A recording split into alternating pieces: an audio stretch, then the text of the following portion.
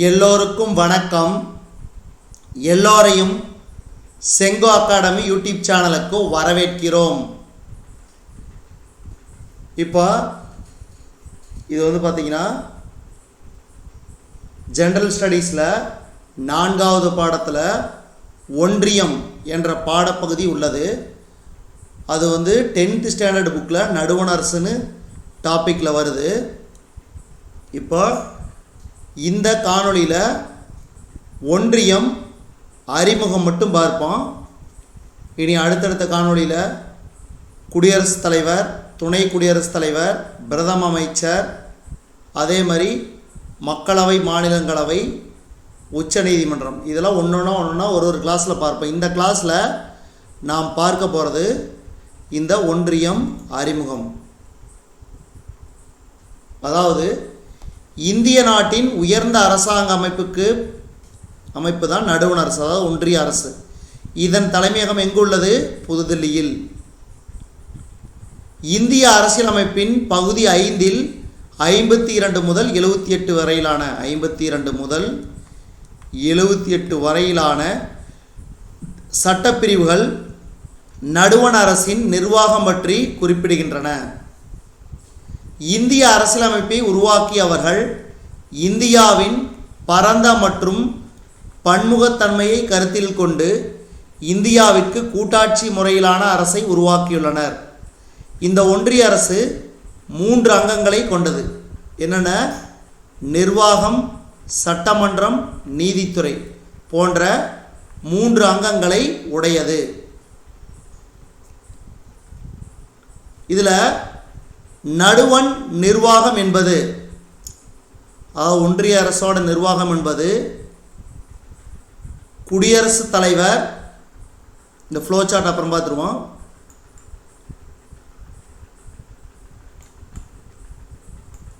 குடியரசுத் தலைவர், துணை குடியரசுத் தலைவர், பிரதம அமைச்சரை தலைவராக கொண்ட அமைச்சரவை குழு, அதே மாதிரி இந்திய அரசின் தலைமை வழக்குரைஞர் ஆகியோரை உள்ளடக்கியது தான் இந்திய ஒன்றிய அரசோட நிர்வாகம். இந்திய ஒன்றிய அரசோட நிர்வாகம் குடியரசுத் தலைவர், துணை குடியரசுத் தலைவர், பிரதம அமைச்சரை தலைவராக கொண்ட அமைச்சரவை குழு மற்றும் இந்திய அரசின் தலைமை வழக்குரைஞரை உள்ளடக்கியது. இந்த ஒன்றிய அரசின் சட்டமன்றமானது நாடாளுமன்றம் என்று அழைக்கப்படுகிறது. இது 2 அவைகளை கொண்டது. இந்த நடுவண் அரசோட சட்டமன்றம் 2 அவைகளை கொண்டது. அந்த நாடாளுமன்றம், மாநிலங்களவை ராஜ்யசபா, மக்களவை லோக்சபா. அதே மாதிரி நடுவண் நீதித்துறை உச்ச நீதிமன்றத்தை கொண்டுள்ளது. இதுதான் இதனோட அறிமுகம். நம்ம ஃப்ளோ சார்ட் பார்த்துருவோம். இது ரொம்ப ரொம்ப முக்கியம். பாருங்கள், இது வெரி வெரி இம்பார்ட்டன்ட். இதை புரிஞ்சுக்கிட்டிங்கனாவே நீங்கள் ஈஸியாக ஒவ்வொரு கேள்விக்கு ஆன்சர் பண்ணிடலாம். நடுவண் அரசு, அதாவது ஒன்றிய அரசு 3 பிரிவுகளை உடையது. நிர்வாகம், சட்டமன்றம், நீதித்துறை. அதில் நிர்வாக பிரிவில் இந்திய குடியரசுத் தலைவர், துணை குடியரசுத் தலைவர், பிரதம அமைச்சர், அமைச்சரவை குழு, இவை அடங்கும் இந்த 4 நிர்வாகம். அடுத்து நடுவண் அரசோட சட்டமன்றங்கிறது நாடாளுமன்றம். இது 2 அவைகளை கொண்டது. மாநிலங்களவை ராஜ்யசபா என்றும் மக்களவை லோக்சபா என்றும் அழைக்கப்படுகிறது. இதில் மாநிலங்களவை மொத்தம் எத்தனை உறுப்பினர்கள்? 238 உறுப்பினர்கள் இந்தியாவின் மாநில சட்டமன்றங்களால் தேர்ந்தெடுக்கப்படுகிறார்கள். 12 பேர் குடியரசுத் தலைவரால் நியமனம் செய்யப்பட்டவர்கள். மொத்தம் 250 உறுப்பினர்கள் ராஜ்யசபாவில் இருப்பாங்க. லோக்சபா, அதாவது மக்களவையில் 543 உறுப்பினர்கள் மக்களால் தேர்ந்தெடுக்கப்பட்டவர்கள். 2 உறுப்பினர்கள் குடியரசுத் தலைவரால் நியமிக்கப்பட்ட ஆங்கிலோ இந்தியர்கள். மொத்தம் லோக்சபாவுக்கு 555 பேர். இதனால நான் வச்சுக்க எப்பயுமே கேள்வி கேட்பா. ராஜ்யசபாவின் மொத்த உறுப்பினர்கள் எண்ணிக்கை 250, லோக்சபாவின் மொத்த உறுப்பினர்கள் எண்ணிக்கை 555. அடுத்து கடைசியாக நடுவண் அரசோட 3 அங்கங்களில் 3வது பகுதி நீதித்துறை. அதில் இந்திய உச்ச நீதிமன்றம், அதுக்கு கீழே இந்திய தலைமை நீதிபதி, உச்ச நீதிமன்றத்துக்கு இந்திய தலைமை நீதிபதி இருப்பார். அதே மாதிரி மற்ற நீதிபதிகள் இருப்பாங்க. ஸோ இதெல்லாம் ரொம்ப ரொம்ப முக்கியம். இதை மட்டும் இந்த ஃப்ளோ சார்ட் மட்டும் நீங்கள் தெரிஞ்சுக்கிட்டீங்கன்னாவே போதும். அதாவது நடுவண் அரசோட ஃப்ளோ சார்ட் பார்த்தாவே இது முழுசாக அடங்கிடும். இப்போ நம்ம வந்து இனி அடுத்தடுத்து வரும் கிளாஸில் நம்ம வந்து என்ன பண்ணுறோம்னா ஒவ்வொரு இம்பார்ட்டண்டான டாபிக்ஸ், இப்போ இந்திய குடியரசுத் தலைவர்னால் அது முழுமையாக பார்த்துருவோம், துணை குடியரசுத் தலைவர்னால் முழுமையாக பார்த்துருவோம், பிரதம அமைச்சர் அமைச்சரவை குழு முழுமையாக பார்த்துருவோம், நாடாளுமன்றம் வந்து மாநிலங்களவை மக்களவை, அதே மாதிரி நீதித்துறை, இதெல்லாம் ஒவ்வொரு கிளாஸாக முழுமையாக பார்ப்போம். நீங்கள் வந்து சொல்லியிருந்தீங்க டெஸ்ட் பேட்ச்னு. நம்ம பாடம் நடத்தாமல் எப்படி டெஸ்ட் பேட்ச்சு நடத்தினா உங்களுக்கு புரியும்? சும்மா வெறுமனே கொஸ்டினை மனப்பாடம் பண்ணுறதுக்கு இந்த மாதிரி புரிஞ்சு படித்தா நம்ம டெஸ்ட்டே அட்டன் பண்ணாமே டைரெக்டாக கொஸ்டின் கேட்கும்போது நம்மளுக்கு ஆன்சர் பண்ண தெரியும். அதனால தான் நம்ம சேனலில் குறைவாக வியூஸ் போனாலும் பரவாயில்ல, ஒரு வீடியோவுக்கு 10 வியூஸ் போனாலும் பரவாயில்ல, இல்லை 10,000 வியூஸ் போனாலும் பரவாயில்ல, ஆனால் முழுமையாக ஒவ்வொரு பாடத்தை முழுமையாக பார்த்துடணும். அதுதான் நம்ம சேனலோட நோக்கமே. நம்ம சேனலில் அதாவது வந்து பார்த்திங்கன்னா கோச்சிங் சென்டரில் போனால் உங்களுக்கு எந்த மாதிரி கிளாஸஸ் கிடைக்குமோ அந்த மாதிரி நம்ம சேனலில் உங்களுக்கு கிடைக்கப்பெறும். இப்போ இந்த ஒன்றிய அரசோட முதல் காணொளி அதாவது அறிமுகம் வந்து பார்த்தோம். நன்றி.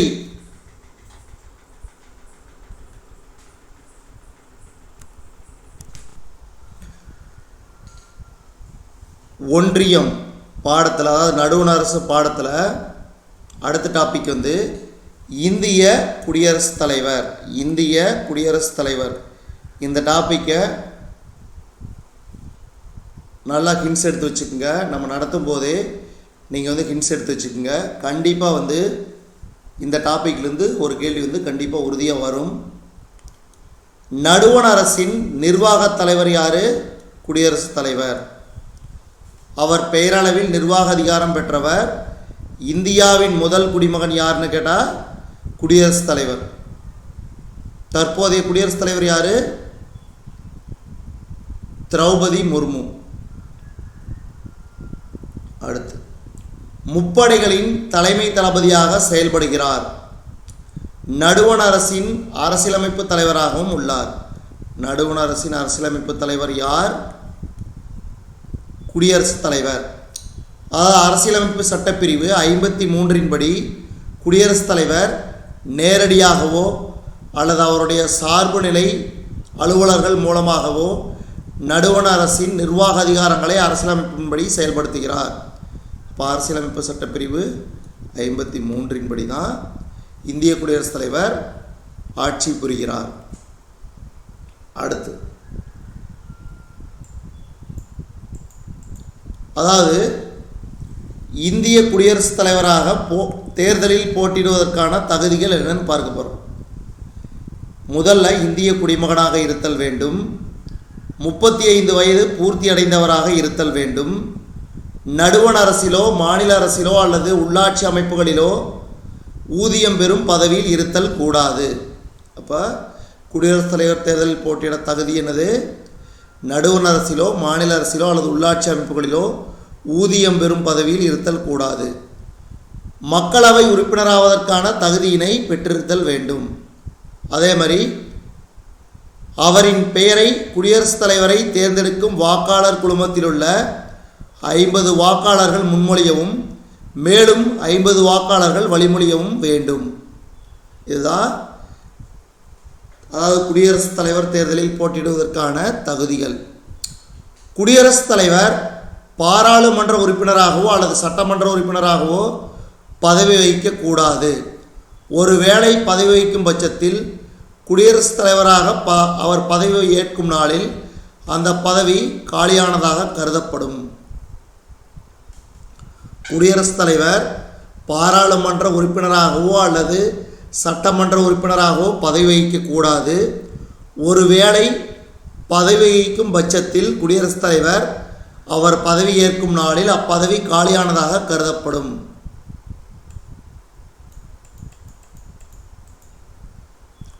பாருங்க, உங்களுக்கு தெரியுமா பகுதி ரொம்ப ரொம்ப முக்கியம். புதுதில்லியில் உள்ள ராஷ்டிரபதி பவன் அதான் குடியரசுத் தலைவரின் இல்லம். அப்போ குடியரசுத் தலைவரின் இல்லம் எங்குள்ளது? புதுதில்லி, அதாவது ராஷ்டிரபதி பவன். அவருடைய இல்லம் மற்றும் அலுவலகம் இரண்டும் ஒரே கட்டடத்தில் அமைந்துள்ளது. இருந்தபோதிலும் அவருக்கு இருப்பிடத்துடன் கூடிய அலுவலகங்கள் மேலும் 2 இடங்களில் உள்ளன. அங்கு வருடத்திற்கு ஒரு முறை சென்று தன்னுடைய அலுவலக பணிகளை மேற்கொள்கிறார்.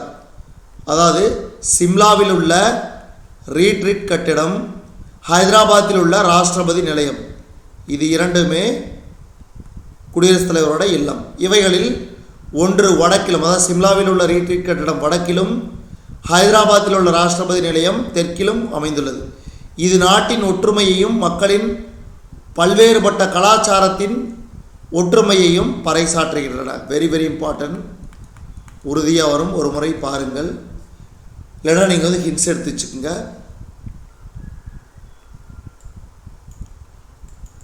அடுத்து குடியரசுத் தலைவருடைய அடுத்த டாபிக்கு குடியரசுத் தலைவருக்கான தேர்தல். குடியரசுத் தலைவர் ஒற்றை மாற்று வாக்கு மூலம் விகிதாச்சார பிரதிநிதித்துவத்தின்படி வாக்காளர் குழுமத்தில் தேர்ந்தெடுக்கப்படுகிறார். அதாவது வாக்காளர் குழுமம் என்பது மாநிலங்களவை மற்றும் மக்களவையின் தேர்ந்தெடுக்கப்பட்ட உறுப்பினர்கள், அதே மாதிரி அனைத்து மாநில சட்டமன்ற உறுப்பினர்கள், தேசிய தலைநகர் டெல்லி மற்றும் புதுச்சேரியின் தேர்ந்தெடுக்கப்பட்ட உறுப்பினர்கள் ஆகியோரை உள்ளடக்கியதான் குடியரசுத் தலைவருக்கான வாக்காளர் குழுமம். குடியரசுத் தலைவருக்கான வாக்காளர் குழுமம் மாநிலங்களவை, மக்களவை உறுப்பினர்கள், அதாவது தேர்ந்தெடுக்கப்பட்ட உறுப்பினர்கள், அனைத்து மாநில சட்டமன்ற உறுப்பினர்கள், தேசிய தலைநகர் டெல்லி மற்றும் புதுச்சேரியின் தேர்ந்தெடுக்கப்பட்ட உறுப்பினர்கள். குடியரசுத் தலைவராக தேர்ந்தெடுக்கப்பட்ட ஒருவருக்கு உச்சநீதிமன்ற தலைமை நீதிபதி பதவியேற்பு உறுதிமொழி செய்து வைக்கிறார். இவரோட பதவிக்காலம் 5 ஆண்டுகள். அவர் மீண்டும் தேர்ந்தெடுக்கப்பட தகுதியுடையவர் ஆவார். குடியரசுத் தலைவர் உச்சநீதிமன்ற தலைமை நீதிபதிக்கு பதவி பிரமாணம் செய்து வைப்பார். குடியரசுத் தலைவரோட பதவிக்காலம் 5 ஆண்டுகள். அவர் மீண்டும் தேர்ந்தெடுக்கப்பட தகுதியுடையவர். அடுத்து குடியரசுத் தலைவரின் அதிகாரங்கள். முதல்ல நிர்வாக அதிகாரங்கள். அரசியலமைப்பு சட்டப்பிரிவு 77 படி நடுவண் அரசின் ஒவ்வொரு நிர்வாக நடவடிக்கைகளையும் குடியரசுத் தலைவரின் பெயராலேயே மேற்கொள்ளப்பட வேண்டும். அரசியலமைப்பு சட்டப்பிரிவு 77 படி நடுவண் அரசின் ஒவ்வொரு நிர்வாக நடவடிக்கையும் குடியரசுத் தலைவரின் பெயராலேயே மேற்கொள்ளப்பட வேண்டும்.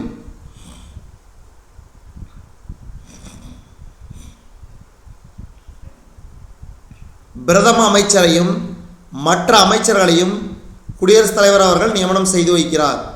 அவர் பிரதம அமைச்சரின் ஆலோசனைப்படி அமைச்சரவை உறுப்பினர்களுக்கு துறைகளை ஒதுக்கீடு செய்கிறார். இந்தியாவின் மிக முக்கிய பதவிகளான மாநில ஆளுநர்கள், உச்ச நீதிமன்ற மற்றும் உயர் நீதிமன்ற தலைமை நீதிபதிகள், இதர நீதிபதிகள், இந்திய அரசின் தலைமை வழக்குரைஞர்,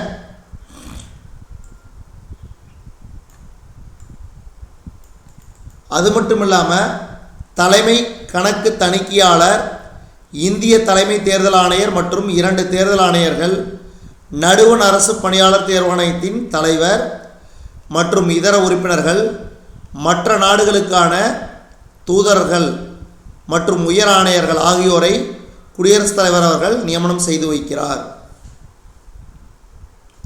ரொம்ப ரொம்ப முக்கியம்.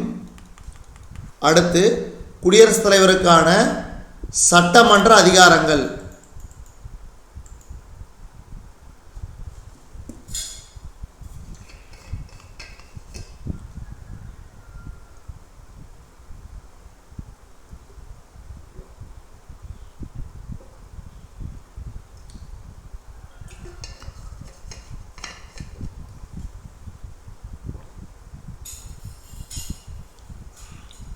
குடியரசுத் தலைவருக்கான சட்டமன்ற அதிகாரங்கள் என்னென்னு பார்த்தீங்கன்னா, பொது தேர்தலுக்கு பின்னர், அதாவது நாடாளுமன்றத்தின் புதிய கூட்டத்தொடரை உரையாற்றி துவக்கி வைக்கிறார்.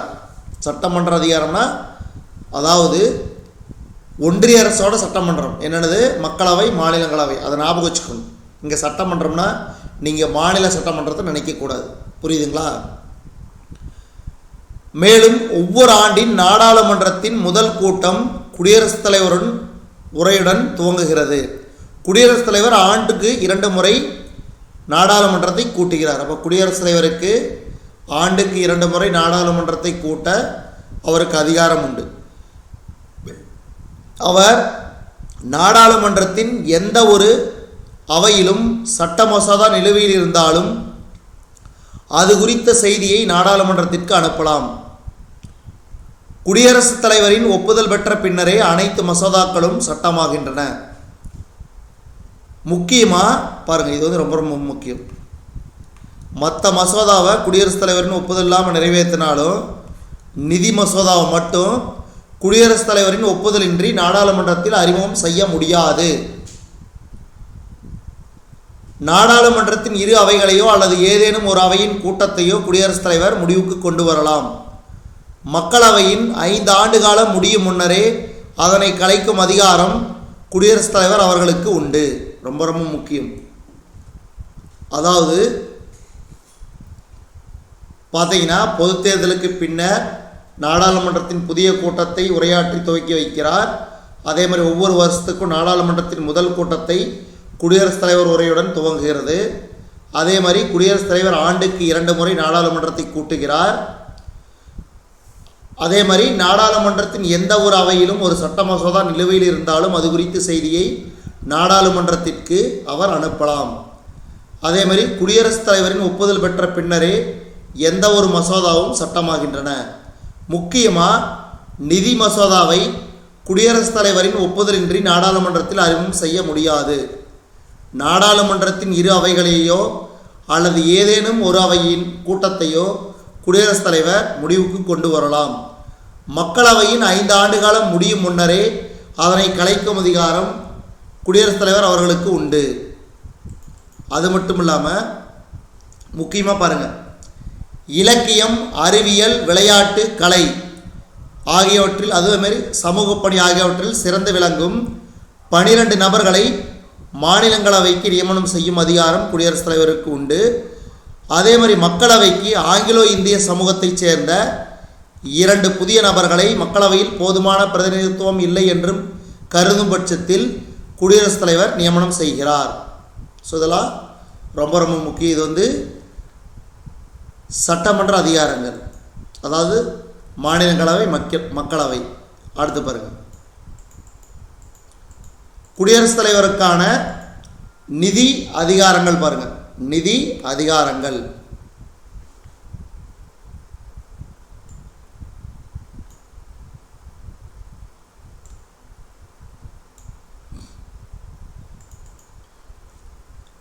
நடுவண் அரசின் ஆண்டு வரவு செலவு திட்டத்தினை குடியரசுத் தலைவரின் அனுமதி பெற்ற பின்னரே நடுவண் நிதியமைச்சர் மக்களவையில் சமர்ப்பிக்கிறார். இது ரொம்ப ரொம்ப முக்கியம். நடுவண் அரசின் ஆண்டு வரவு செலவு திட்டத்தினை குடியரசுத் தலைவரின் அனுமதி பெற்ற பின்னரே நடுவண் நிதியமைச்சர் மக்களவையில் சமர்ப்பிக்கிறார்.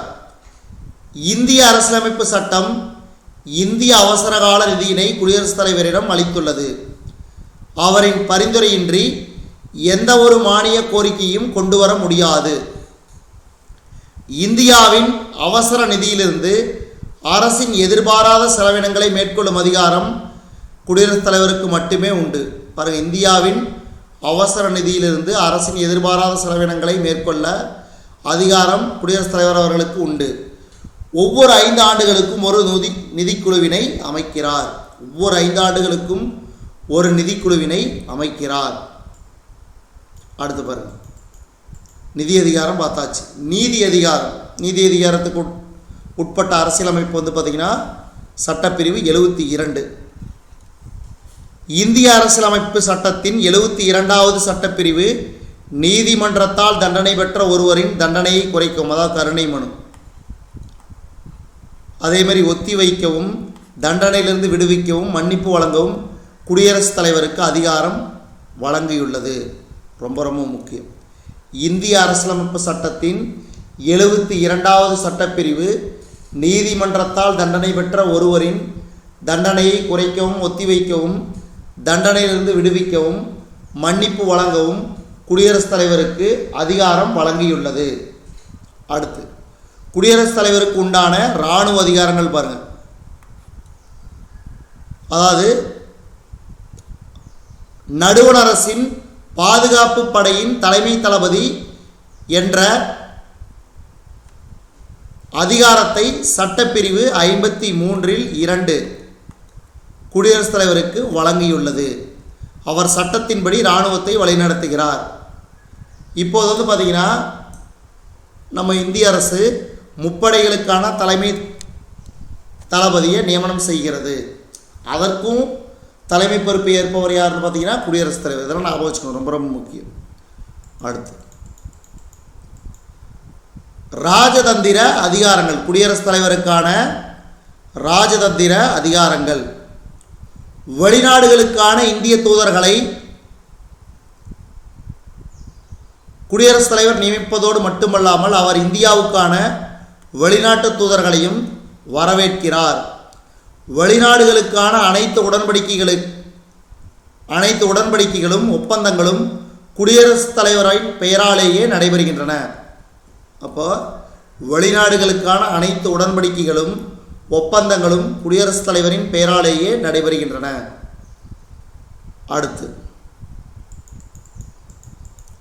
நெருக்கடி நிலை அதிகாரங்கள்.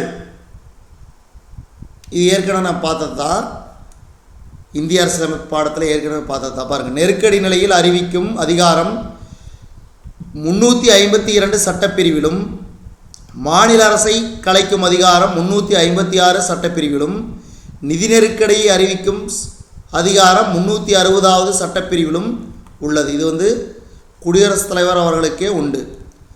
அதாவது கேரளா மற்றும் பஞ்சாப் மாநிலங்களில் அதிகபட்சமாக 9 முறை குடியரசுத் தலைவர் ஆட்சி நடைமுறைப்படுத்தப்பட்டுள்ளது குறிப்பிடத்தக்கது. இந்த கேள்வி ரொம்ப ரொம்ப முக்கியம். அப்போ குடியரசுத் தலைவர் ஆட்சி 9 முறைக்கு மேல் எந்தெந்த மாநிலங்களில் நடைமுறைப்படுத்தப்பட்டுள்ளது? இப்போ கேரளா பஞ்சாப் அவசர நிலையை பயன்படுத்தி, அதாவது 356 சட்டப்பிரிவை பயன்படுத்தி கேரளா மற்றும் பஞ்சாப் மாநில அரசை 9 முறை குடியரசுத் தலைவர் அவர்கள் கலைத்து அவருடைய ஆட்சியை நடைமுறைப்படுத்தியுள்ளார். அடுத்து இந்த குடியரசுத் தலைவரில் கடைசி டாபிக் வந்து குடியரசுத் தலைவர் நீக்கம். இப்போ குடியரசுத் தலைவர் நீக்கம் எப்போது நடைபெறும்? குடியரசுத் தலைவர் தன்னுடைய பணி துறப்பு கடிதத்தினை துணை குடியரசுத் தலைவரிடம் வழங்கலாம். அவர் சட்டப்பிரிவு 61 பயன்படுத்தி அரசியலமைப்பை மீறிய குற்றச்சாட்டு நிரூபிக்கப்படுவதன் மூலம் பதவி நீக்கம் செய்யப்படலாம். இவருக்கு எதிரான இக்குற்றச்சாட்டு நாடாளுமன்றத்தின் இரு அவைகளிலும் தீர்மானமாக கொண்டு வரப்பட்டு நிறைவேற்றப்பட வேண்டும். மேலும் அவைக்கு வருகை புரிந்தவர்களில் 4/1 பங்குக்கு குறையாமல் ஆதரவு தெரிவிக்க வேண்டும். குடியரசுத் தலைவர் தனது பதவிக்காலம் முடிந்தாலும் அவருக்கு பின் ஒருவர் பதவியேற்கும் வரை அப்பதவியில் தொடரலாம். குடியரசுத் தலைவர் நீக்கம் வந்து பார்த்திங்கன்னா, குடியரசுத் தலைவர் தன்னுடைய பணி துறப்பு கடிதத்தினை துணை குடியரசுத் தலைவரிடம் வழங்க வேண்டும். அவர் சட்டப்பிரிவு 61 படி அரசியலமைப்பை மீறிய குற்றச்சாட்டு நிரூபிக்கப்படுவதன் மூலம் பதவி நீக்கம் செய்யப்படலாம்.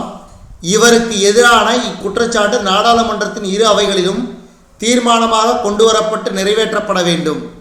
மேலும் அவைக்கு வருகை புரிந்தவர்களில் 4/1 பங்கிற்கு குறையாமல் ஆதரவு தெரிவிக்க வேண்டும். அப்போது அப்படி தெரிவிக்கும் போது தான் குடியரசுத் தலைவர் பதவி நீக்கப்பட முடியும். குடியரசுத் தலைவர் தனது பதவிக்காலம் முடிந்தாலும் அவருக்கு பின் ஒருவர் பதவியேற்கும் வரை அப்பதவியில் தொடரலாம். ஸோ இனி அடுத்த டாபிக் வந்து துணை குடியரசுத் தலைவர் பார்க்கலாம். நன்றி.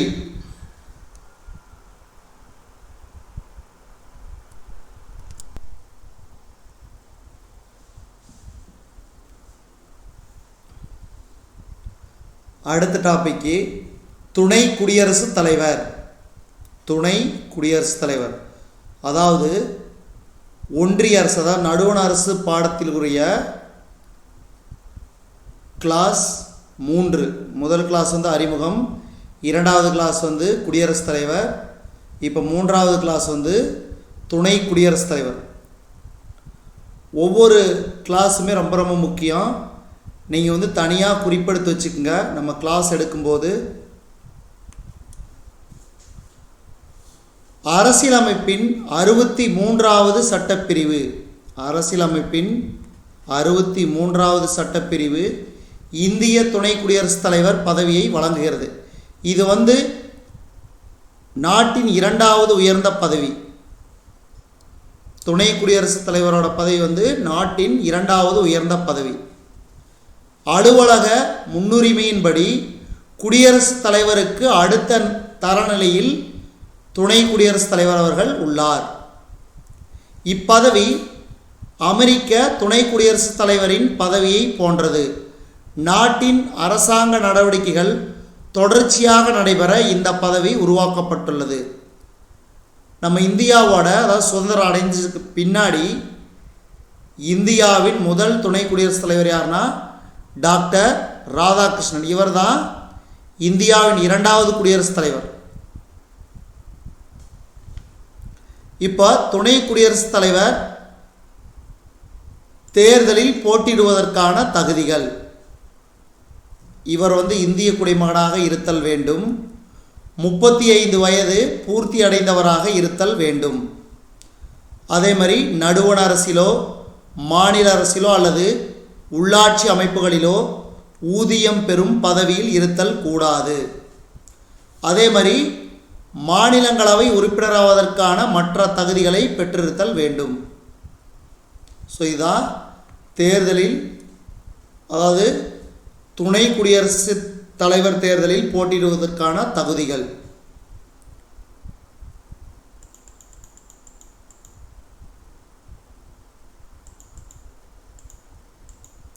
தேர்தல் மற்றும் பதவிக்காலம்.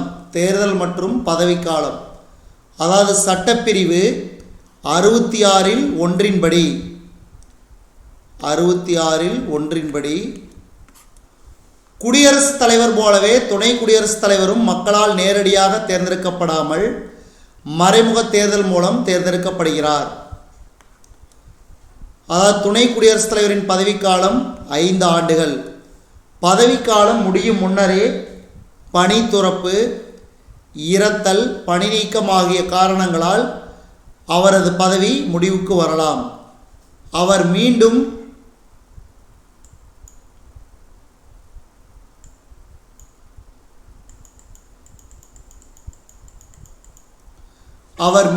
துணை குடியரசுத் தலைவராக தேர்ந்தெடுக்கும் தகுதி உடையவராவார்.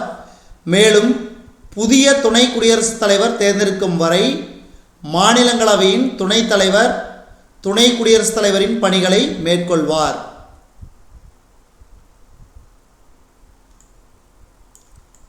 இப்போ இந்த பத்தியில் இருக்கிறது பாருங்கள், ரொம்ப ரொம்ப முக்கியம். இந்த மாதிரி பத்தியில் இருக்கிறது கண்டிப்பாக கேட்பாங்க. அதாவது குடியரசுத் தலைவர் மற்றும் துணை குடியரசுத் தலைவர்கள் பதவிகள் ஒரே சமயத்தில் காலியாக இருக்கும் பட்சத்தில் உச்ச நீதிமன்ற தலைமை நீதிபதி குடியரசுத் தலைவரின் பணிகளை செயலாற்றுவார். ரொம்ப ரொம்ப முக்கியம். குடியரசுத் தலைவர் மற்றும் துணை குடியரசுத் தலைவர் பதவிகள் ஒரே சமயத்தில் காலியாக இருக்கும் பட்சத்தில் உச்ச நீதிமன்ற தலைமை நீதிபதி குடியரசுத் தலைவரின் பணிகளை செயலாற்றுவார். இந்த மாதிரி ஒரே ஒரு டைமு நடைபெற்றிருக்குது. அதாவது 1969 உச்ச நீதிமன்றத்தின் தலைமை நீதிபதியாக இருந்த எம் ஹிதயத்துல்லா குடியரசுத் தலைவராக நியமிக்கப்பட்டார் 1969. இந்த மாதிரி மிக முக்கியமான குறிப்புகள்லாம் நீங்கள் குறிப்பெடுத்து வச்சுக்கோங்க. நம்ம பின்னாளில் உங்களுக்கு அப்ஜெக்டிவ்ஸும் கிடைக்கப்பெறும். இருந்த போதிலும் நம்ம பாடம் நடத்தும் போது, அதாவது கிளாஸ் எடுக்கும்போது நீங்கள் ஹிண்ட்ஸ் எடுத்து வச்சுக்கோங்க. சப்போஸ் நம்மளால் அப்ஜெக்டிவ் கொடுக்க முடியலனா, தேர்வு வந்துருச்சுன்னா என்ன பண்ணுறது? அதனால் நீங்கள் குறிப்பு எடுத்து வச்சுக்கோங்க. அடுத்தது துணை குடியரசுத் தலைவர் பதவி நீக்கம். அதாவது மக்களவையின் ஒப்புதலுடன் மாநிலங்களவையில் பெரும்பான்மையுடன் நிறைவேற்றப்பட்ட தீர்மானத்தின் மூலம் துணை குடியரசுத் தலைவரை பதவியிலிருந்து நீக்கலாம். மக்களவையின் ஒப்புதலுடன் மாநிலங்களவையில் பெரும்பான்மையுடன் நிறைவேற்றப்பட்ட தீர்மானத்தின் மூலம் துணை குடியரசுத் தலைவரை பதவியிலிருந்து நீக்கலாம். இத்தகைய தீர்மானம் கொண்டு வர குறைந்தபட்சம் 14 நாட்களுக்கு முன்னரே துணை குடியரசுத் தலைவருக்கு ஒரு அறிவிப்பை வழங்க வேண்டும். அதாவது மாநிலங்களவையில் பெரும்பான்மையாக நிறைவேற்றப்பட்ட தீர்மானம் கொண்டு வர குறைந்தபட்சம் 14 நாட்களுக்கு முன்னரே துணை குடியரசுத் தலைவருக்கு ஒரு அறிவிப்பை வழங்க வேண்டும். அடுத்து பாருங்க, துணை குடியரசுத் தலைவரின் செயல்பாடுகள் என்னென்னு பார்க்க போகிறோம். இவர் மாநிலங்களவையின் தலைவராக செயல்படுகிறார். அதாவது ராஜ்யசபாவோட தலைவராக செயல்படுகிறார். மாநிலங்களவையின் நடவடிக்கைகளை முறைப்படுத்துகிறார். மாநிலங்களவையின் மரபு ஒழுங்குமுறைகளை தீர்மானிக்கிறார். மாநிலங்களவையின் தீர்மானம் அல்லது கேள்விகளை அனுமதிப்பதை முடிவு செய்கிறார். மிகப்பெரிய பிரச்சனையின் போது அவையின் நடவடிக்கைகளை அவர் ஒத்திவைக்கவும் அல்லது முடிவுக்கு கொண்டு வரவும் செய்கிறார். குடியரசுத் தலைவர் உடல்நலக்குறைவால் தனது கடமைகளை ஆற்ற இயலாத போதும் அல்லது நாட்டில் இல்லாத போதும் துணை குடியரசுத் தலைவர் அதிகபட்சம் 6 மாத காலத்திற்கு குடியரசுத் தலைவரின் பணிகளை கவனிப்பார். இதெல்லாம் ரொம்ப ரொம்ப முக்கியம். துணை குடியரசுத் தலைவரின் செயல்பாடுகள் என்னென்ன? அவர் மாநிலங்களவையின் தலைவராக செயல்படுகிறார். மாநிலங்களவையின் நடவடிக்கைகளை முறைப்படுத்துகிறார். மாநிலங்களவையின் மரபு ஒழுங்குமுறைகளை தீர்மானிக்கிறார். மாநிலங்களவையின் தீர்மானம் அல்லது கேள்விகளை அனுமதிப்பதை முடிவு செய்கிறார். மிகப்பெரிய பிரச்சனையின் போது அவையின் நடவடிக்கைகளை அவர் ஒத்திவைக்கவும் அல்லது முடிவுக்கு கொண்டு வரவும் செய்கிறார். குடியரசுத் தலைவர் உடல்நலக்குறைவால் அல்லது நாட்டில் இல்லாத போதும் தனது கடமைகளை ஆற்ற இயலாத போதும் துணை குடியரசுத் தலைவர் அதிகபட்சமாக 6 மாத காலத்திற்கு குடியரசுத் தலைவரின் பணிகளை கவனிப்பார். அடுத்து பாருங்க, முடிவு வாக்கு அப்படின்னு என்ன? அதாவது மாநிலங்களவையின் சட்ட மசோதாவின் மீது நடைபெற்ற வாக்கெடுப்பு சமநிலை இருக்கும் பட்சத்தில் அரசியலமைப்பு சட்டப்பிரிவு 100 படி துணை குடியரசுத் தலைவர் வாக்களிக்கலாம். இது சட்ட மசோதாவின் ஒப்புதலுக்கு ஒரு வாக்கு மட்டுமே தேவை என்ற நிலையை குறிக்கிறது. அவருடைய முடிவுக்கு எதிர்ப்பு தெரிவிக்க எவருக்கும் உரிமை இல்லை. இதுதான் முடிவு வாக்கு. மாநிலங்களவையில் சட்ட மசோதா மீது நடைபெற்ற வாக்கெடுப்பு, அதாவது ஆளுங்கட்சி எதிர்க்கட்சி சமநிலையில் இருக்கும் பட்சத்தில் அரசியலமைப்பு சட்டப்பிரிவு 100 பயன்படுத்தி துணை குடியரசுத் தலைவர் வாக்களிக்கலாம். இது சட்ட மசோதாவின் ஒப்புதலுக்கு ஒரு வாக்கு மட்டுமே தேவை என்ற நிலையை குறிக்கிறது. அதாவது துணை குடியரசுத் தலைவரின் முடிவுக்கு எதிர்ப்பு தெரிவிக்க எவருக்கும் உரிமை இல்லை. இது துணை குடியரசுத் தலைவருக்கான டாபிக். அடுத்த டாபிக் நம்ம பிரதம அமைச்சர் பற்றிய முழு விவரங்கள் நம்ம பார்ப்போம். நன்றி.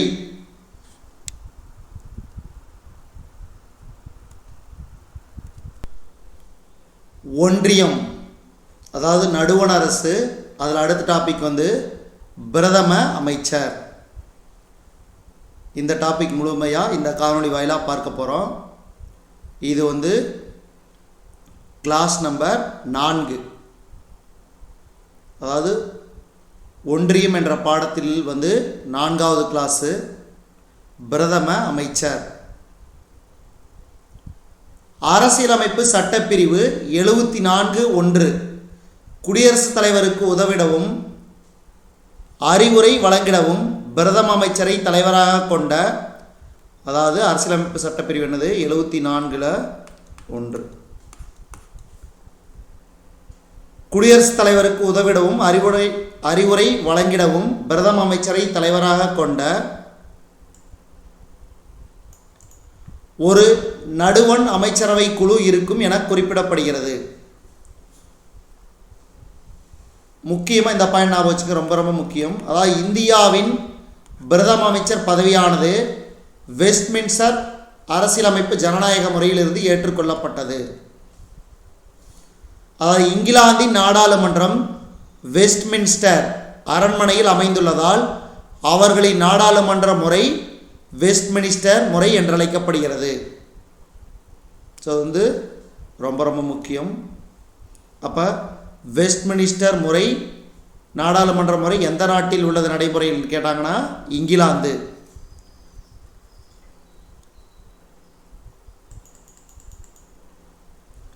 அதாவது எம்பி எலெக்ஷன் நடைபெறும், அதாவது மக்களவைக்கு லோக்சபா எலெக்ஷன். அதில் அந்த லோக்சபா அதாவது மக்களவையின் பெரும்பான்மை கட்சியின் தலைவரை பிரதம அமைச்சராக குடியரசுத் தலைவர் அவர்கள் நியமிக்கிறார்.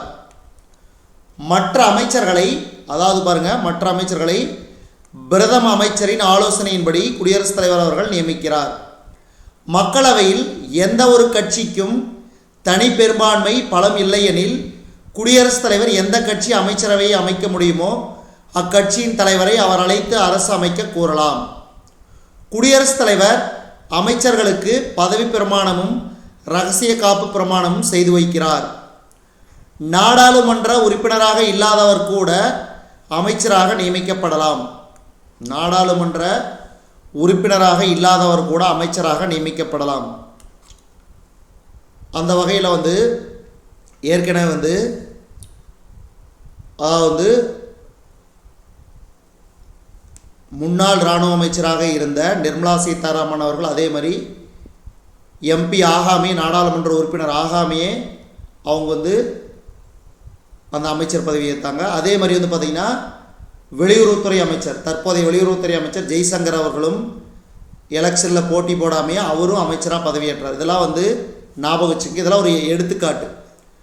இந்தியாவின் முதல் பிரதம அமைச்சர் யார்? சுதந்திர இந்தியாவின் முதல் பிரதம அமைச்சர் ஜவஹர்லால் நேரு அவர்கள். ஆனால் அவ்வாறு தேர்ந்தெடுக்கப்படும் அமைச்சர்கள் வந்து பார்த்திங்கன்னா 6 மாதத்துக்குள்ள நாடாளுமன்றத்திற்கு தேர்ந்தெடுக்கப்படுதல் வேண்டும். அமைச்சர்கள் தனிப்பட்ட முறையிலும் ஒட்டுமொத்தமாகவும் மக்களவைக்கு பொறுப்புடையவர்களாவர். இது ரொம்ப ரொம்ப முக்கியம். ஆனால் இப்போல்லாம் ராஜ்யசபா எம்பி அவங்களும் அமைச்சராகிறாங்க டைரெக்டாக. லோக்சபா மட்டும்தான் மக்களால் தேர்ந்தெடுக்கப்படக்கூடிய நாடாளுமன்ற உறுப்பினர். ராஜ்யசபாவில் வந்து பார்த்திங்கன்னா அது மறைமுக தேர்தல். அதாவது பார்த்திங்கன்னா இந்த ஒவ்வொரு மாநிலத்தில் உள்ள சட்டமன்ற உறுப்பினர்கள் வந்து அவர்கள் வந்து தேர்ந்தெடுப்பாங்க. யார் வந்து மெஜாரிட்டி கொடுக்குறாங்களோ அவங்க வந்து எம்பி பதவி அதாவது மாநிலங்களவைக்கு தேர்ந்தெடுக்கப்படுவாங்க. இந்த கட்சி சார்பில் அதாவது திமுகனா இப்போ இத்தனை நாடாளுமன்ற தொகுதி இருக்குதுன்னா ஸோ அதிலிருந்து எத்தனை உறுப்பினர்களை தேர்ந்தெடுப்பாங்க ராஜ்யசபாவுக்கு அப்படிங்கிற ஒரு நம்பர்ஸ் இருக்குது, அது பிரகாரம் தேர்ந்தெடுப்பாங்க.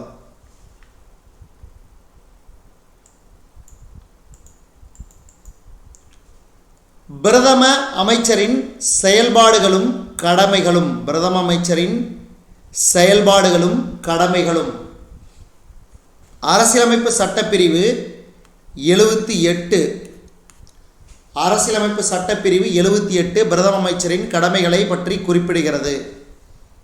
அதாவது பிரதம அமைச்சர் வந்து அமைச்சர்களின் நிலையை அறிந்து அவர்களுக்கு அரசின் பல்வேறு துறைகளை ஒதுக்கீடு செய்கிறார். தான் தலைமை வகிக்கும் அமைச்சரவை கூட்டத்தின் தேதி, நிகழ்ச்சி நிரல் குறித்து முடிவு செய்வார். கேபினட் அமைச்சரவை கூட்டம் நடைபெறாத பொழுது பிரதம அமைச்சர் தனது மூத்த சகாக்கள் 2 மற்றும் 3 இயல்பாக கலந்தாலோசிக்கலாம். பிரதம அமைச்சர் பல்வேறு துறைகளின் பணிகளை மேற்பார்வையிடுகிறார். நடுவண் அரசின் விவகாரங்கள் மற்றும் சட்டத்திற்கான முன்மொழிவுகள் போன்ற அமைச்சரவையின் அனைத்து முடிவுகளையும் குடியரசுத் தலைவருடன் பிரதம அமைச்சர் விவாதிக்கிறார். பிரதம அமைச்சர் என்பவர் குடியரசுத் தலைவருக்கும் அமைச்சரவைக்கும் இடையே பாலமாக செயல்படுகிறார். அப்போ இதிலிருந்து என்ன கேள்வி? குடியரசுத் தலைவருக்கும் அமைச்சரவைக்கும் இடையே பாலமாக செயல்படுபவர் யார்? பிரதம அமைச்சர். நம்ம இந்தியாவை பொறுத்த வரைக்கும் பிரதம அமைச்சர் தான் நாட்டின் உண்மையான தலைவர். அவர் நாட்டின் முக்கிய செய்தி தொடர்பாளராகவும் செயல்படுகிறார். சர்வதேச மாநாடுகளான காமன்வெல்த், அணிசேரா நாடுகளின் உச்சி மாநாடு, சார்க் நாடுகளின் மாநாடு ஆகியவற்றில் இந்திய நாட்டின் பிரதிநிதியாக பிரதமர் பங்கு கொள்கிறார். அடுத்து இதிலேயே அமைச்சரவை குழு, அதாவது தேர்தலுக்கு பின்னர் பிரதம அமைச்சரின் ஆலோசனையின்படி குடியரசுத் தலைவர் அமைச்சரவையை நியமிக்கிறார். ஒட்டுமொத்த மக்களவை உறுப்பினர்களில் 15% பேர் மட்டுமே அமைச்சரவை உறுப்பினர்களாக, அதாவது பிரதமர் அமைச்சர் உள்பட இருத்தல் வேண்டும் என இந்திய அரசியலமைப்பு சட்டம் கூறுகிறது. அப்போ மொத்தம் மக்களவைக்கு பார்த்தீங்கன்னா மக்களவை உறுப்பினர்களில் 15% பேர் மட்டும்தான் அமைச்சரவை, அதாவது அமைச்சர்களாக பதவியேற்பர். ரொம்ப ரொம்ப முக்கியம். அப்போ 100 பேர் இருக்கிறாங்கன்னா 15 பேர், 100 பேர் இருக்கிறாங்கன்னா 15 பேர் அமைச்சர்களாக இருப்பாங்க, அந்த மாதிரி. ஸோ அந்த பர்சன்டேஜ் வைஸ். ஸோ அதே 500 பேர் இருந்தாங்கன்னா 5×75, 75னா கேபினட் அமைச்சர்கள், அதே மாதிரி கேபினட் இணை அமைச்சர்கள், இவங்க எல்லாமே சேருவாங்க. அமைச்சர்கள், இணை அமைச்சர்கள், துணை அமைச்சர்கள் எல்லாமே ஒரு அந்த 75 பேர், அந்த மாதிரி. ஸோ ஒரு கணக்கு தான். இப்போ நடுவண் அமைச்சர்களின் வகைகள். நடுவண் அமைச்சர்கள் 3 தரவரிசையில் வகைப்படுத்தப்பட்டுள்ளன. பாருங்கள், கேபினட் அல்லது ஆட்சிக்குழு அமைச்சர்கள், அதே மாதிரி இராசாங்க அமைச்சர்கள், இணை அமைச்சர்கள். இதில் கேபினட் அமைச்சர்கள்னா யாருன்னு பாருங்கள். நிர்வாகத்தின் மையக்கருவை உருவாக்கும் மூத்த அமைச்சர்களின் முறைசாரா அமைப்பே கேபினட் ஆகும். கேபினட்னா என்ன? நிர்வாகத்தின் மையக்கருவை உருவாக்கும் மூத்த அமைச்சர்களின் முறைசாரா அமைப்பே கேபினட். கேபினட் அரசாங்கத்தின் பாதுகாப்பு, நிதி, வெளியுறவு கொள்கைகள், உள்துறை ஆகியவற்றின் முக்கிய முடிவுகளை எடுக்கிறது. அடுத்து இராசாங்க அமைச்சர்கள்னா பாருங்கள், அமைச்சரவை குழுவின் 2வது வகையினரே இராசாங்க அமைச்சர்கள். அவர்கள் தங்களுக்கு ஒதுக்கப்பட்ட துறைகளின் பொறுப்பு அமைச்சர்களாக செயல்படுகின்றனர். ஆனால் அழைப்பு விடுத்தால் மட்டுமே இவர்கள் அமைச்சரவை கூட்டத்தில் கலந்து கொள்வர். அதாவது கேபினட் அமைச்சர்கள் மட்டும்தான் மிக முக்கியமாக அமைச்சரவை கூட்டத்தில் கலந்து கொள்வாங்க. ஆனால் 2வது வகையினர் அதாவது பார்த்திங்கன்னா அழைப்பு விடுத்தால் மட்டுமே இவர்கள் அமைச்சரவை கூட்டத்தில் கலந்து கொள்ள முடியும். இணை அமைச்சர்கள் பாருங்கள், அமைச்சரவையில் 3வதாக இணை அமைச்சர்கள் உள்ளனர். அதாவது கேபினட் அமைச்சர்கள் அல்லது இராசாங்க அமைச்சர்களுக்கு ஒப்படைக்கப்பட்ட கடமைகளை செயலாற்றுவதில் இந்த இணை அமைச்சர்கள் இந்த கேபினட் அமைச்சர்களுக்கோ இராஜாங்க அமைச்சர்களுக்கோ உதவி புரிகின்றனர். இதுதான் இணை அமைச்சர்கள். இனி அடுத்த டாபிக் பார்த்திங்கன்னா அடுத்த கிளாஸ் நான் பார்க்க போகிறது இந்திய நாடாளுமன்றம் பற்றி அடுத்த கிளாஸில் நாம் பார்ப்போம். இது ரொம்ப ரொம்ப முக்கியமான டாபிக், ஞாபகம் வச்சுக்கோங்க.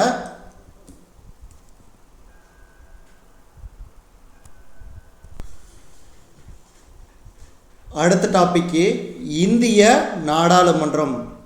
இது 10ஆம் வகுப்பு சமூகறிவியல் புத்தகத்தில், அதாவது நடுவண் அரசு என்ற பாடத்தில் இந்த தலைப்பு உள்ளது, இந்திய நாடாளுமன்றம்.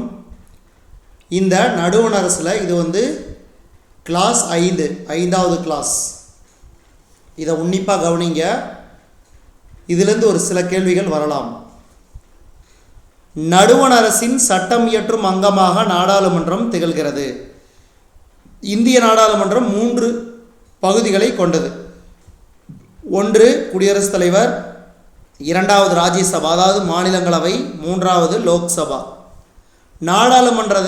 நாடாளுமன்றமானது மாநிலங்களவை எனும் மேலவையும் மக்களவை எனும் கீழவையையும் கொண்டுள்ள ஈரவை சட்டமன்றம் என்றும் அழைக்கப்படுகிறது. இந்திய நாடாளுமன்றம் ஈரவை சட்டமன்றம் என்று அழைக்கப்படுகிறது.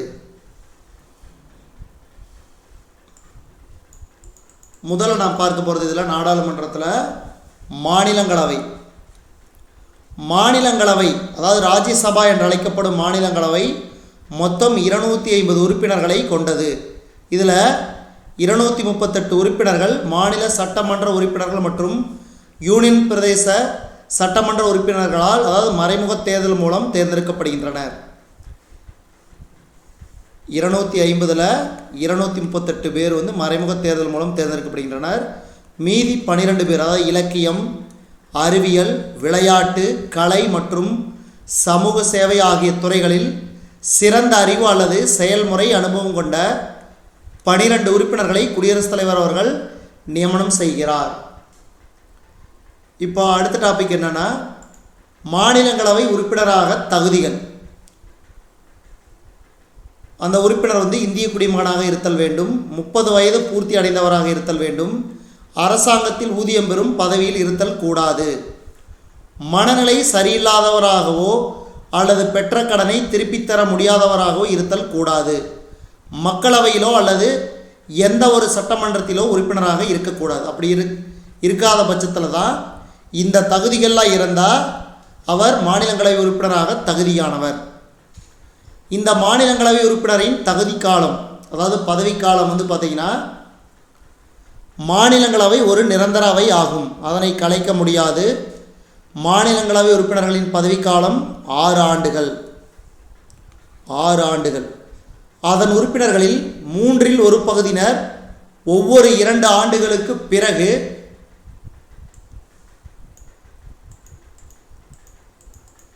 ஓய்வு பெறுகின்றனர்.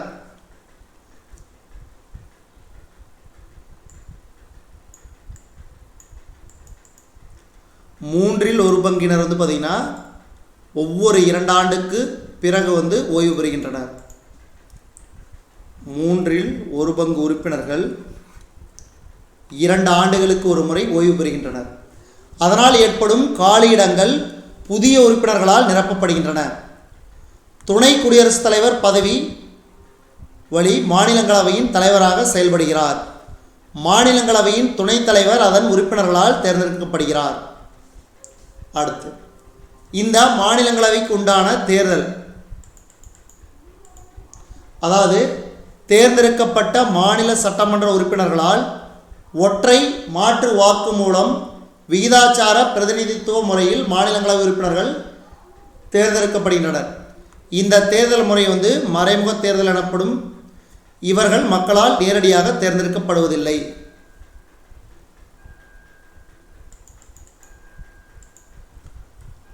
அடுத்து, இந்த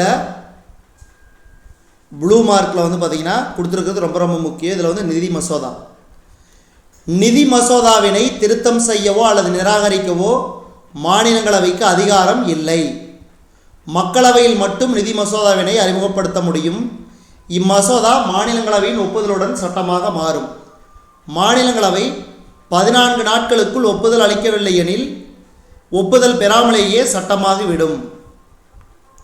மாநிலங்களவையின் சட்ட திருத்தத்திற்கான முன்மொழிவுகளை மக்களவை கருத்தில் கொள்ள வேண்டியதில்லை. எந்த முன்மொழிவுகளையும் மக்களவை நிராகரிக்கலாம். அப்போ இதிலிருந்து என்ன தெரியுது? மாநிலங்களவைக்கு குறைந்த பவர் தான் இருக்குது. ஏன்னா மறைமுக தேர்தல் மூலம் தேர்ந்தெடுக்கப்படும் உறுப்பினர்கள் மாநிலங்களவை. அது முக்கியமாக நிதி மசோதா மாநிலங்களவைக்கு உரிமையே கிடையாது, அதிகாரமே இல்லை. மக்களவையில் மட்டும்தான் நிதி மசோதாவை அறிமுகப்படுத்த முடியும். அடுத்து இதில் வரக்கூடிய டாபிக் நாடாளுமன்றத்தில் 2வது மக்களவை. அதாவது மக்களவையானது மக்களால் தேர்ந்தெடுக்கப்பட்ட பிரதிநிதிகளை கொண்ட இந்திய நாடாளுமன்றத்தின் புகழ்மிக்க அவை. மக்களவைக்கு அதிகபட்சமாக தேர்ந்தெடுக்கப்படும் உறுப்பினர்கள் 552 பேர். 530 உறுப்பினர்கள் பல்வேறு மாநிலங்களிலிருந்தும் 13 உறுப்பினர்கள் யூனியன் பிரதேசத்தில் இருந்தும் தேர்ந்தெடுக்கப்படுகின்றனர். ஆங்கிலோ இந்தியன் சமூகத்திலிருந்து 2 உறுப்பினர்களை குடியரசுத் தலைவர் நியமிக்கிறார். மொத்தம் இப்போது 545 உறுப்பினர்களை கொண்டுள்ளது. இப்போ மக்களவை உறுப்பினராவதற்கான தகுதிகள்: இந்திய குடிமகனாக இருக்க வேண்டும், 25 வயதிற்கு குறைவுடையராய் இருத்தல் கூடாது. அப்போ 25 வயது பூர்த்தியாக இருக்க வேண்டும். அவர் பெயர் நாட்டின் ஏதாவது ஒரு பகுதியின் வாக்காளர் பட்டியலில் இடம்பெற்றிருக்க வேண்டும். நடுவண் அரசு, மாநில அரசு அலுவலகங்களில் ஊதியம் பெறும் பதவியில் இருத்தல் கூடாது. மனநிலை சரியில்லாதவராகவோ அல்லது பெற்ற கடனை திருப்பி செலுத்த இயலாதவராகவோ இருத்தல் கூடாது. இந்த தகுதிகள்லாம் இருந்துச்சுன்னா அவங்க மக்களவைக்கு உறுப்பினராக போட்டியிட முடியும்.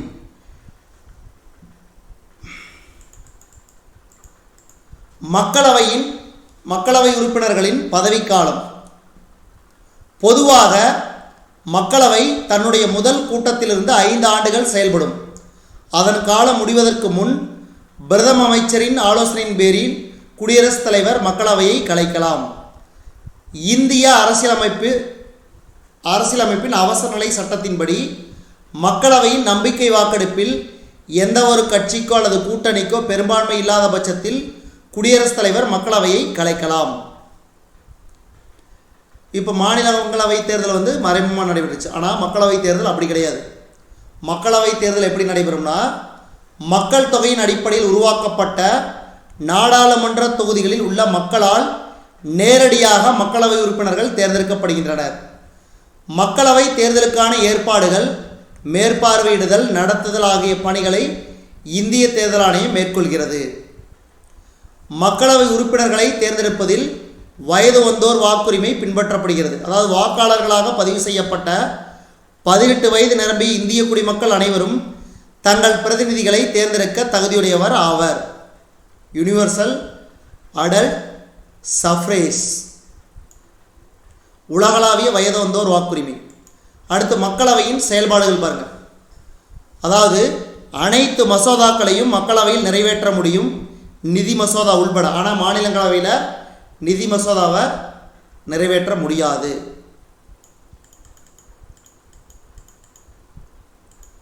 குடியரசுத் தலைவர், உச்சநீதிமன்ற நீதிபதிகள் போன்றவர்களின் பதவி நீக்க விவகாரங்களில் பங்கேற்க மாநிலங்களவையைப் போலவே மக்களவைக்கும் அதிகாரம் பெற்றுள்ளது. அரசியலமைப்பு சட்ட திருத்தத்திற்கான எந்த ஒரு மசோதாவை நிறைவேற்றுவதிலும் மாநிலங்களவையைப் போலவே மக்களவையும் சம அதிகாரம் பெற்றுள்ளது. மக்களவை உறுப்பினர்கள் குடியரசுத் தலைவர், துணை குடியரசுத் தலைவர் ஆகியோரை தேர்ந்தெடுக்கும் அதிகாரம் பெற்றுள்ளனர். நம்பிக்கையில்லா தீர்மானம் மக்களவையில் மட்டுமே அறிமுகப்படுத்த முடியும். ஏன்னா இது வந்து மக்களால் நேரடியாக வாக்களித்து உறுப்பினர்களை தேர்ந்தெடுக்கும் முறை. அதனால் நம்பிக்கையில்லா தீர்மானம் மக்களவையில் அறிமுகப்படுத்த முடியும். இது ஞாபகம் வச்சுக்க. அதாவது தமிழகத்திலிருந்து நாடாளுமன்றத்திற்கு தேர்ந்தெடுக்கப்படும் உறுப்பினர்கள் எண்ணிக்கை மாநிலங்களவைக்கு, அதாவது ராஜ்யசபாவுக்கு 18 உறுப்பினர்கள், மக்களவைக்கு 39 உறுப்பினர்கள். இப்போ சமீபத்தில் கூட பார்த்தீங்கன்னா, அதாவது தொகுதி மறுவரையறை மசோதா வந்து நிறைவேற்றுவது தொடர்பான நிகழ்வுகள் நாடாளுமன்றத்தில் நடைபெற்று கொண்டிருக்கிறது. அடுத்தது இதுலேயே நாடாளுமன்றத்தில் மக்களவைக்கு வந்து பார்த்திங்கன்னா சபாநாயகர், அதாவது மக்களவையை தலைமையேற்று நடத்துபவர் சபாநாயகர் ஆவார். அதே மாநிலங்களவைக்கு குடியரசு துணைத் தலைவர் தான் தலைவர். இப்போ இதுக்கு மக்களவைக்கு தலைமையேற்று நடத்துபவர் சபாநாயகர். அவர் வந்து மக்களவை உறுப்பினர்களால் தேர்ந்தெடுக்கப்படுகிறார். நாடாளுமன்ற மக்களாட்சியில் சபாநாயகரின் பதவி ஒரு முக்கிய இடத்தை வகிக்கிறது. மக்களவை கலைக்கப்பட்டாலும் புதிய சபாநாயகர் தேர்ந்தெடுக்கப்படும் வரை அந்த சபாநாயகர் பதவியில் நீடிப்பார். நாடாளுமன்ற இரு அவைகளின் கூட்டத்திற்கு தலைமை வைப்பார். மக்களவை, மாநிலங்களவைக்கு அவர் ஒரு சாதாரண மசோதாவை நிதி மசோதாவா அல்லது சாதாரண மசோதாவா என தீர்மானிக்கும் அதிகாரம் பெற்றுள்ளது சபாநாயகர். சபாநாயகர் பதவி காலியாக இருக்கும் போதும் வருகை புரியாத போதும் துணை சபாநாயகர் மக்களவைக்கு தலைமை வகிப்பார். இப்போ இது பாருங்க, இந்த நாடாளுமன்ற கூட்டத்தொடர் இது ரொம்ப ரொம்ப முக்கியம். எப்பப்பெல்லாம் கூடுன்னு பாருங்கள். நிதிநிலை அறிக்கை வந்து பிப்ரவரி முதல் மே வரை, மழைக்கால கூட்டத்தொடர் ஜூலை முதல் செப்டம்பர் வரை, குளிர்கால கூட்டத்தொடர் வந்து நவம்பர்லேருந்து டிசம்பர் வரை. சுதலா நாடாளுமன்ற கூட்டத்தொடர். நாடாளுமன்றத்தின் அதிகாரங்கள் மற்றும் செயல்பாடுகள்.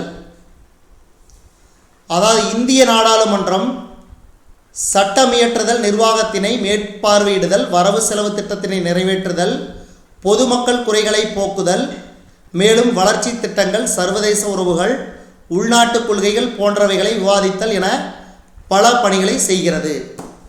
இந்திய நாடாளுமன்றம் சட்டமியற்றுதல், நிர்வாகத்தினை மேற்பார்வையிடுதல், வரவு செலவு திட்டத்தினை நிறைவேற்றுதல், பொதுமக்கள் குறைகளை போக்குதல், மேலும் வளர்ச்சி திட்டங்கள், சர்வதேச உறவுகள், உள்நாட்டு கொள்கைகள் போன்றவைகளை விவாதித்தல். அதே மாதிரி நாடாளுமன்றம் குடியரசுத் தலைவர் மீதான அரசியல் குற்றச்சாட்டுகளை விசாரிக்கவும் உச்ச நீதிமன்ற, உயர் நீதிமன்ற நீதிபதிகள், தலைமை தேர்தல் ஆணையர், இந்திய தலைமை கணக்கு தணிக்கையாளர் ஆகியோரை அரசியலமைப்பு சட்ட விதிமுறைகளின்படி பதவி நீக்கம் செய்யவும் அதிகாரம் பெற்றுள்ளது. மாநிலங்களின் எல்லைகளை மாற்றி அமைத்திட நாடாளுமன்றத்திற்கு அதிகாரம் உண்டு. அடுத்து இதுலேயே இந்த டாப்பிக்கும் பார்த்துருவோம். இந்திய அரசின் தலைமை வழக்குரைஞர். அதாவது இந்திய அரசியலமைப்பின் சட்டப்பிரிவு 76 படி இந்திய அரசின் தலைமை வழக்குரைஞரை நியமிக்க வழிவகை செய்கிறது. இவர்தான் நாட்டின் உயர்ந்த சட்ட அதிகாரி. இவர் குடியரசுத் தலைவரால் நியமனம் செய்யப்படுகிறார். உச்சநீதிமன்ற நீதிபதியாக தேவையான தகுதிகளை இவரும் கொண்டிருக்க வேண்டும். அவர் எந்த நேரத்திலும் குடியரசுத் தலைவரால் பதவியிலிருந்து அகற்றப்படலாம் அல்லது அவர் குடியரசுத் தலைவருக்கு பதவி விலகல் கடிதத்தை அளித்து பதவி விலகலாம். இந்திய அரசின் தலைமை வழக்குரைஞரின் அதிகாரங்கள் மற்றும் செயல்பாடுகள். அதாவது இந்திய குடியரசுத் தலைவரால் குறிப்பிடப்பட்ட சட்ட விவகாரங்கள் மீது இந்திய அரசாங்கத்திற்கு ஆலோசனை வழங்குகிறார். இந்தியாவில் உள்ள அனைத்து நீதிமன்றங்களிலும் வழக்காடும் உரிமை இவருக்கு உண்டு. நாடாளுமன்ற இரு அவைகளின் செயல்முறைகளிலும் பேசுவதற்கும் பங்கு கொள்வதற்கும் இந்திய அரசின் தலைமை வழக்குரைஞருக்கு உரிமை உண்டு. நாடாளுமன்றத்தின் இரு அவையின் கூட்டத்திலோ அல்லது எந்த ஒரு கூட்டுக்குழு கூட்டத்திலோ வாக்களிக்கும் உரிமை இன்றி உறுப்பினராக இவர் இடம்பெறுவார். நாடாளுமன்ற உறுப்பினர் ஒருவருக்கு கிடைக்கக்கூடிய அனைத்து சலுகைகளையும் சட்ட விலக்களிப்புகளையும் இந்த இந்திய அரசின் தலைமை வழக்குரைஞரும் பெறுகிறார். இப்போ இந்த காணொலி வாயிலாக, அதாவது நடுவண் அரசு கிளாஸ் 5வது கிளாஸில் நாடாளுமன்றம் மற்றும் இந்திய அரசின் தலைமை வழக்குரைஞர் ஆகிய 2 டாபிக் பார்த்தோம். அடுத்த கிளாஸில் லாஸ்ட் கிளாஸ் இந்த பாடத்தில் நீதித்துறை. இதை அடுத்த கிளாஸில் பார்ப்போம். நன்றி.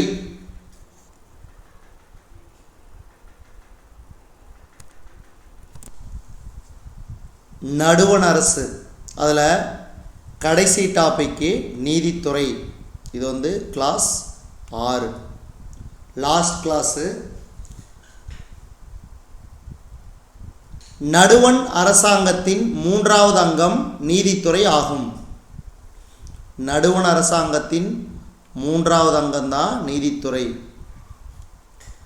குடிமக்களின் உரிமைகளையும் சுதந்திரத்தையும் பாதுகாப்பதில் நீதித்துறை முக்கிய பங்கு வகிக்கிறது. குடிமக்களின் உரிமைகளையும் சுதந்திரத்தையும் பாதுகாப்பதில் முக்கிய பங்கு வகிக்கிறது நீதித்துறை.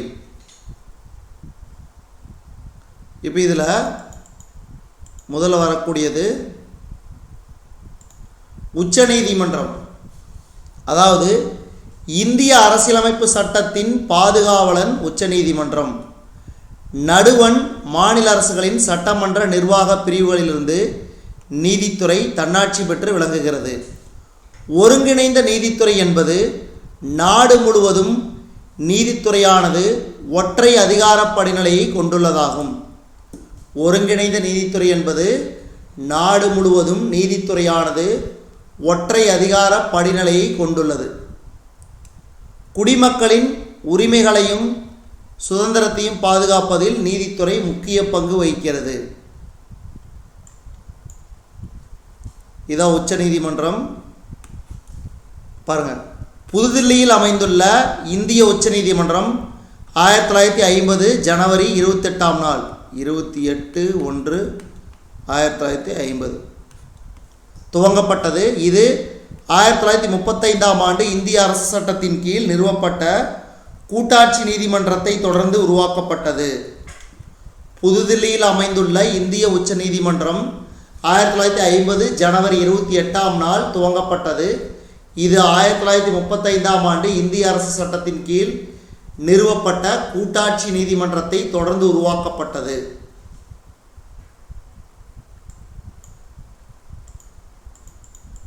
உச்ச நீதிமன்றத்தின் அமைப்பு பாருங்கள். 1950ஆம் ஆண்டு அரசியலமைப்பின் தொடக்கத்தில் ஒரு தலைமை நீதிபதி உள்பட 8 நீதிபதிகளை உச்ச நீதிமன்றம் கொண்டிருந்தது. இப்போ உங்களுக்கு என்ன கேள்வினா, தற்போது உச்ச நீதிமன்றத்தின் தலைமை நீதிபதி யார், மொத்த நீதிபதிகளின் எண்ணிக்கை எத்தனை? கீழே கமெண்ட் பாக்ஸில் மறக்காமல் கமெண்ட் பண்ணுங்க. அடுத்து நீதிபதிகள் நியமனம். இந்திய உச்ச நீதிமன்ற தலைமை நீதிபதி யார் நியமனம் செய்கிறார்? குடியரசுத் தலைவர். மற்ற நீதிபதிகளை தலைமை நீதிபதியை தலைவராக கொண்ட மூத்த நீதிபதிகள் குழுவின் ஆலோசனையுடன் குடியரசுத் தலைவர் நியமிக்கிறார். இந்திய உச்ச நீதிமன்ற தலைமை நீதிபதியை குடியரசுத் தலைவர் நியமிக்கிறார். மற்ற நீதிபதிகளை தலைமை நீதிபதியை தலைவராக கொண்ட மூத்த நீதிபதிகள் குழுவின் ஆலோசனையுடன் குடியரசுத் தலைவர் நியமிக்கிறார். அடுத்து உச்சநீதிமன்ற நீதிபதிக்கான தகுதிகள். இவர் இந்திய குடிமகனாக இருத்தல் வேண்டும். அவர் 5 ஆண்டுகள் உயர் நீதிமன்ற நீதிபதி பதவியை வகித்துள்ளவராக இருத்தல் வேண்டும் அல்லது 10 ஆண்டுகள் உயர் நீதிமன்றத்தில் வழக்குரைஞராக செயலாற்றி இருத்தல் வேண்டும். குடியரசுத் தலைவர் பார்வையில் சிறப்புமிக்க சட்ட வல்லுநராய் இருத்தல் வேண்டும். இந்த 3 தகுதி தான் உச்ச நீதிமன்ற நீதிபதிக்கான தகுதிகள்.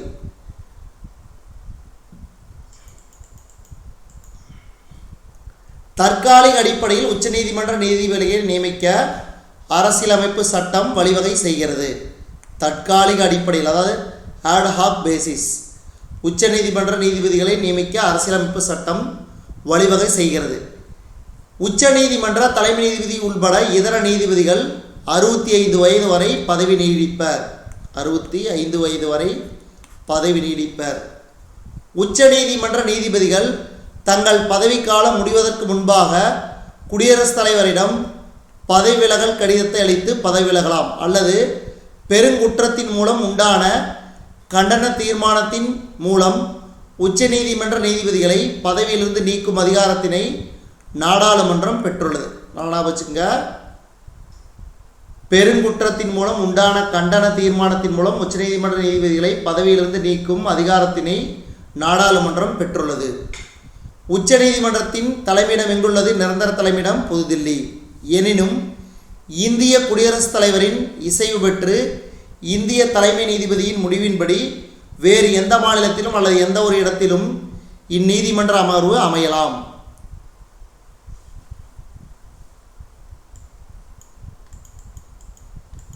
பாருங்க, உச்ச நீதிமன்றத்தின் அதிகாரங்களும் பணிகளும்.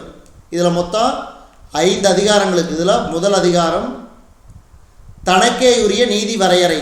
அதாவது உச்ச நீதிமன்றத்திற்கு நேரடியாக வரும் வழக்குகள் தனக்கேயுரிய நீதி வரையறைக்கு உட்பட்டவையாகும். அதில் இந்திய அரசிற்கும் ஒரு மாநிலம் அல்லது அதற்கு மேற்பட்ட மாநிலங்களுக்கும் இடையிலான சிக்கல்கள், 2 அல்லது அதற்கு மேற்பட்ட மாநிலங்களுக்கு இடையேயான சிக்கல்கள், அடிப்படை உரிமைகளை நடைமுறைப்படுத்துவது தொடர்பாக எழும் சிக்கல்கள் ஆகியன உச்ச நீதிமன்றத்தின் தனக்கேயுரிய நீதி வரையறைக்குட்பட்டதாகும். அடிப்படை உரிமைகளை நடைமுறைப்படுத்திட நீதி பேராண்மைகளை உச்ச நீதிமன்றம் வழங்குகிறது. அடுத்து உச்ச நீதிமன்றத்தின் அதிகாரம் பணிகளில் 2வது மேல்முறையீட்டு நீதி வரையறை. உச்ச நீதிமன்றமே நாட்டின் இறுதி மேல்முறையீட்டு நீதிமன்றம். மாநில உயர் நீதிமன்றங்கள் உரிமையியல், குற்றவியல், சிவில் அண்ட் கிரிமினல், அரசியலமைப்பு வழக்குகள் மீதான தீர்ப்புகளுக்கு எதிரான மேல்முறையீட்டு வழக்குகளை உச்ச நீதிமன்றம் விசாரிக்கின்றது. அப்படிப்பட்ட வழக்குகளை தீர்க்க அரசியலமைப்பு சட்டப்படி மேலும் சட்ட விளக்கம் தேவை என உயர் நீதிமன்றம் சான்றிதழ் அளித்தால் மட்டுமே அவ்வழக்குகளை உச்ச நீதிமன்றத்தின் முன் கொண்டு செல்ல முடியும். அடுத்தது இதில் 3வது ஆலோசனை நீதி வரையறை. அதாவது பொது முக்கியத்துவம் வாய்ந்த எந்த ஒரு சட்டம் அல்லது உண்மை மீதான உச்ச நீதிமன்றத்தின் கருத்தினை பெற அரசியலமைப்பு சட்டம் குடியரசுத் தலைவருக்கு அதிகாரத்தினை வழங்குகிறது. பொது முக்கியத்துவம் வாய்ந்த எந்த ஒரு சட்டம் அல்லது உண்மை மீதான உச்ச நீதிமன்றத்தின் கருத்தினை பெற அரசியலமைப்பு சட்டம் குடியரசுத் தலைவருக்கு அதிகாரத்தினை வழங்குகிறது. அடுத்து இதர நீதி வரையறை. அதாவது உச்ச நீதிமன்றம் பிறப்பிக்கும் ஆணை இந்தியாவின் அனைத்து பகுதியிலுள்ள நீதிமன்றங்களையும் கட்டுப்படுத்தும். குடியரசுத் தலைவரின் ஒப்புதல் பெற்று நீதிமன்றத்தின் பொதுவான செயல்முறைகள், வழிமுறைகளை ஒழுங்குபடுத்தும் விதிகளை உருவாக்க உச்ச நீதிமன்றத்திற்கு அதிகாரம் வழங்கப்பட்டுள்ளது.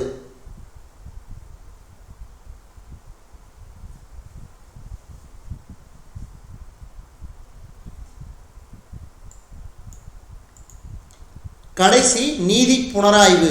அதாவது ஒரு சட்டத்தினை அரசியலமைப்பு சட்டத்திற்கு முரணானது என அறிவிக்கும் அதிகாரம் உச்ச நீதிமன்றத்திடம் உள்ளது. ஒரு சட்டத்தினை அரசியலமைப்பு சட்டத்திற்கு முரணானது என அறிவிக்கும் அதிகாரம் உச்ச நீதிமன்றத்திடம் உள்ளது. இது நீதி புனராய்வு எனப்படும். அதாவது நீதிமன்ற மறு ஆய்வு அதிகாரத்துக்கு பேர் தான் நீதி புனராய்வு. பின்வரும் தனிப்பட்ட நீதிமன்ற மறு ஆய்வு அதிகாரங்களை உச்ச நீதிமன்றம் பெற்றுள்ளது. அவை நடுவண் அரசு மற்றும் மாநிலங்களுக்கு இடையிலான பிரச்சனைகள், அரசியலமைப்பு சட்டத்தில் ஏற்படும் சந்தேகங்கள், கருத்து வேற்றுமைகளை விலக்கி தெளிவுபடுத்துதல், அடிப்படை உரிமைகளை பாதுகாத்தல், மாநில சட்டமன்றங்கள் இயற்றும் சட்டங்கள் அரசியலமைப்பு சட்டத்திற்கு முரணானது என அறிவிக்கும் அதிகாரம் போன்றவைகளை உச்சநீதிமன்றம் பெற்றுள்ளது. இதோட அதாவது ஒன்றியம் அல்லது நடுவண் அரசு என்ற பாடத்திற்கான அத்துணை தலைப்புகளும் முடிவடைந்தது. இது பார்த்திங்கன்னா நீதித்துறை. இந்த டாபிக் இந்த வீடியோ பதிவேற்றம் செய்தவுடன் உங்களுக்கு இந்த பாடம் முழுமையான 6 கிளாஸும் உங்களுக்கு முழுசாக தொகுத்து வழங்கப்பெறும். அதையும் பார்த்துக்குங்க. நன்றி.